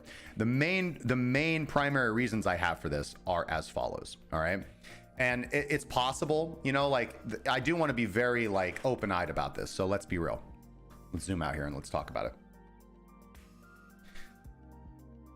You know, so let me actually make the counter argument first, and then I'll go into like my reasoning. And it's pretty simple, right? It's best, like, you know, there is so now I'm going to go on a rant before I get into the counterfactual. I've noticed, you know, especially after like 5 years now of teaching traders, 6 years now of teaching traders, that kind of this younger generation of traders really just struggles with keeping it simple, you know. And I'm not, by the way, whoever Blake, this isn't targeted at you, but this is at all, so don't, this is just, I'm speaking broadly. But I'm finding that the younger generation just really has a problem with the KISS strategy, like just keep it simple, stupid. And I think that with the, obviously with the internet and with the proliferation of information and with the proliferation of news, which I support in a good way, especially independent journalism and independent sources of news, I think that's great and fantastic. But it's become much easier now to identify or see concurrent fundamental events or catalysts, and then looking to ascribe those as to the primary reason for price moving. There's just so many data points out there, so many fundamentals, so many possible things that could make price do what it does. And my adage, the way I was trained as a trader, the way I firmly believe is that price action happens, and then people, because we have apophenia, we look for patterns when there are none. It's just a built-in part of human nature. We ascribe meaning and we associate a fundamental event with price movement, when in reality almost all price movements are priced in, or almost all fundamentals are actually priced in. Like token unlocks is a good example. I see a lot of people saying like, or I get a lot of questions like I'll put out a signal and then somebody will be like, well, hey, have you like taken into account the token unlock happening? And it's like, dude, token unlocks are like a well-known part of the market. They're priced in. Token unlocks are priced in months in advance, right? So I don't think that token unlocks are like the death signal that so many people think they are. I've seen, you know, like mark my words, like JTO just had a token unlock, and I think JTO is gonna rip in 2025. So all that out of the way. Okay, so that's the rant. Now the counterfactual that's kind of related to that as well. You know, think back to 2021. For those of you who are here for the 2021 rally, in the summer of 2021, there were so many bullish catalysts on the horizon, so many amazing developments for crypto, that it seemed like, of course we can't go down now, but yet we did. But the market did top, much to everybody's chagrin, and down we went. And so, to be transparent and to give Bob Lucas and Crown their due, as enthusiastic and optimistic as I am, we do have to do our best to remain impartial and to not get sucked up into exuberant enthusiasm, such that we don't really see the signs before our eyes. Now, I've constantly advocated, turn the music off, sorry.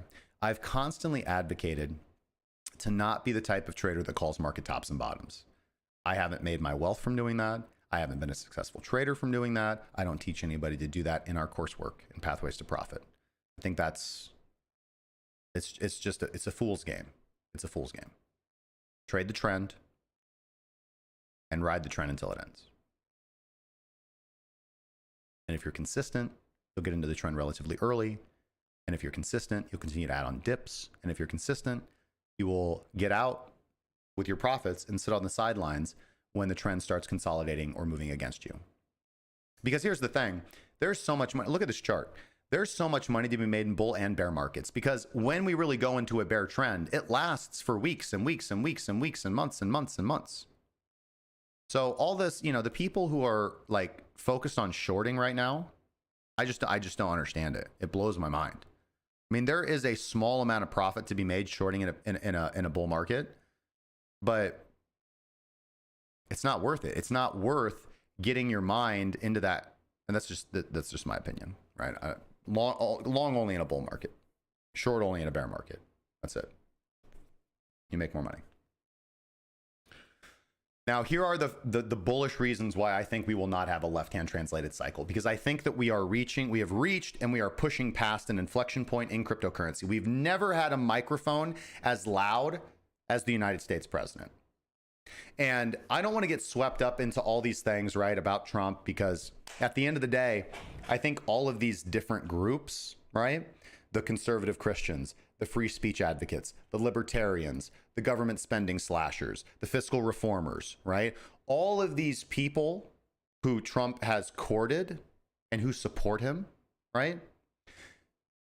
All of them foolishly believe that he shares all their common goals and values, and that he will either do their bidding or be beholden to them to some extent, or that his goals are similar to that. When really, that's not the case. I mean, he's certainly courted these people, and he has values and agreements with most of these people.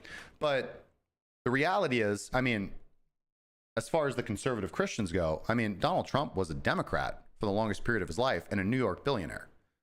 So he is very, very, very, very, very socially liberal. He was the first president to be openly in favor of gay marriage, period, full stop on the campaign trail. Okay? Obama was not openly in favor of gay marriage, regardless of what people might think, not on the campaign trail. So Donald Trump was the first president ever on the campaign trail to be openly okay with gay marriage, full stop, period. So that's going to rankle a lot of the people. And if you go look at the recent interview that he did with whatever that psycho's name was from Meet the Press, she peppered him about the transgender thing. And he's like, why are we talking about this? I don't care. Let them use whatever bathroom they want. And those are the cultural issues that the conservatives think are the top issues, right? So, neg there. And I could go into the explanations of all the others, but Donald Trump's first and really only priority is foreign trade. That's all he cares about. When he says tariffs is his favorite word, he's not playing around. He's been talking about tariffs and foreign trade for 40 years. In fact, you can go back and listen to videos of Donald Trump on talk shows, and he is super cool, super polite, super calm until the issue of foreign trade gets brought up, and he starts losing his fucking mind. All right? So all that. Now, granted, it's not just the president, it's the people he associates himself with. So we do have Elon Musk and Vivek Ramaswamy in the Department of Government Efficiency. So I really would love to see a huge cut. I would really love to see, because I'm a federalist. I want the states to have the power. I want the federal government to be so small we can drown it in a bathtub if necessary. I think that's the path forward to prosperity. I hope they can really do something as far as sweeping tax reform, as far as mandatory spending reform. Those things are absolutely necessary to, I think really put our country on a prosperous path forward. But we'll see, right? Politicians promise much, tend to deliver little. So we'll see. That's why at the end of the day, we should all just focus on our own lives, what is within our control. And even though I argue, I'm a pretty political figure, I get on Twitter and I shitpost. At the end of the day, what I constantly advocate for, what I do with my time in my local community, is helping people on the local level, improving their own lives. And that's what everybody should be focused on, right? All these people who are sitting around whining about how terrible Trump is are losers, right? Like, it's fine to have your political opinion, but there's just so many people, obviously I'm kind of cherry picking examples, but they're like, oh my God, like my life's going to suck because Donald Trump's president. Like, no, it's not. Your life's going to suck because you are sitting there feeling powerless, and like this evil orange man somewhere is like out to get you. He's not. Live your own life. Stand up on your own 2 feet. Pull yourself up. And similarly, all the people who are sitting around thinking that now that Donald Trump's president, he's just going to like bless them with everything they could possibly want and they don't have to work for it, they're idiots too. Government is not the source of prosperity, whatever side of the aisle that you're on. Your own conviction, integrity, ability, forthrightness, honesty, integrity. I probably said integrity twice because it's double important. That's what's the biggest predictor of your financial success. Make smart financial decisions, make smart marital and family decisions, constantly seek to improve yourself, and you'll probably have a pretty gosh darn good life. Tell you what. And most people aren't going to go from zero to hero. Most people aren't going to go from first person in their family to graduate college to multi-millionaire. They're probably not. But they can start to set the foundation for the generations that come after them to do that. Elon Musk didn't come from nothing. Jeff Bezos didn't come from nothing. All right. Bill Gates didn't come from nothing. They came from wealth, but they didn't come from 10 generations of aristocratic wealth. No, they came from 3 generations of hard work and good decision making. So think about your legacy. All right. So anyways, all that aside, I do think we have unprecedented catalysts. The BlackRock ETF buying, the MicroStrategy infinite money loop. None of that's going to stop. They're going to continue to buy Bitcoin. And they are quickly becoming the largest buyers of BTC. And I think we are slowly seeing Bitcoin has shown a trend over time of being sold by speculators, and more quantities of the percentage of circulating supply is continually being bought up by those who continue to hold it for the long term and use it for its intended purpose as a long-term store of value. And that is, that's the reward, to take it from here to where it can actually be used as a functioning currency, which, obviously it can.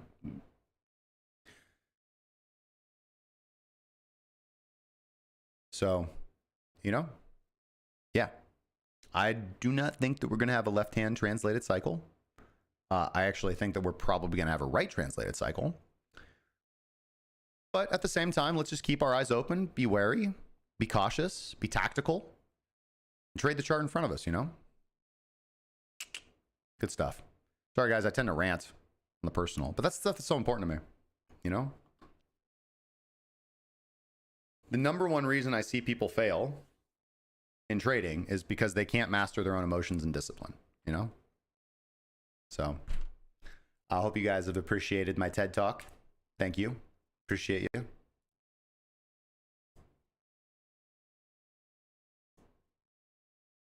And I mean, honestly, guys, I feel like that's a pretty good place to wrap it up. You know what I mean? Let's just do a quick check-in with the rest of the markets. Final thoughts going into the weekend. Bitcoin is looking really strong. And like I said, that supply squeeze narrative is still on the horizon. I wouldn't be surprised if we really went for it. Realistically here though, we are at that resistance of approximately 101,000 to 101,800 to about 102,000. So I really would like to see a strong breakout of that. I wouldn't be feeling bearish on a breakout where it's like, oh, like, of course we're going to reject from here. No, I think if we're going to reject, we would have already done it. Okay. So I would be pretty enthusiastic on a break above 102,000 at this point in time to swing for 106,000. Until then, primary bull market strategies stay intact. If we get buy opportunities down here below 98,000, I'm gonna greedily take advantage of those. That's overall my main strategy. I have my limit bid set down here for my 5x levered longs, and that's kind of my big plan for Bitcoin. With Ethereum, final check-in. Again, we have this rectangular consolidation, tightening volatility. I would simply watch for the breakout. We talked about the 30-minute chart right here. 30-minute close above at this point about 39.70. 30-minute close below 38.70 at this point in time. I'd be trading either of those. If we're going to be trading to like a 30-minute break to the downside, I'd probably be retargeting something around 36.50, maybe 3700. Pullback, hoping for a higher low. And again, that 4-hour 200 SMA continuing to creep up. So again, maybe another week. If that happens, if Bitcoin doesn't break to the upside over the weekend, then we're probably just going to pull back. Everything's going to pull back. We're going to retest these lows, hopefully with a higher low, and just probably range until those 4-hour 200 SMAs broadly catch up. Ethereum's going to follow Bitcoin. Solana, I think Solana is going to bounce. It has a great technical spot to bounce here. If we do end up kind of breaking down and breaking this low that we put in of 220.64, that's a re-breakdown of support, and that means this BPR isn't going to hold, meaning we're probably going to pull back to something like 210. And so if that happens, I'll be closing our Sol longs. We already hit our first TP, and so now, you know, obviously we have our stop losses at break even, but I'll probably close the trade a little prematurely if we end up breaking down below and this is not our low. Overall, watch for Solana to really close and trade above 225, and then we can kind of get back into bull market pullback strategy on Solana. XRP, again, holding up really well. Resistance at $2.50, support at $2.20. Again, if support at 220 breaks, then XRP will probably make a lower low, because that 4-hour 200 SMA is quite a bit of ways away from us. All right. Other than that, just watch for price in the trading range. I would kind of range trade it and watch for that breakout of $2.50. We're probably going to go to the low $3 if that happens. As far as Dogecoin is concerned, we are consolidating right at that 4-hour 200 SMA. Breakdowns are going to probably mean a lower low for Doge as well. But again, we're kind of in a great spot here. I mean, strong support here on the lower term time frames, but like I said, just watch that 30-minute time frame to see if we actually get a confirmed 30-minute close below either 40 cents or above 41 cents. All right, at this point in time, but we are really grinding up for a big move here on Doge. So this weekend should be exciting. Things to watch over the weekend. I think I'm pretty bullish on Ordinals, WaxP, Aptos. Very bullish on Pepe. Aave, I think, needs to pull back a lot more. Sui is probably going to pull back, but don't fade it. Jito, very, very bullish on Jito.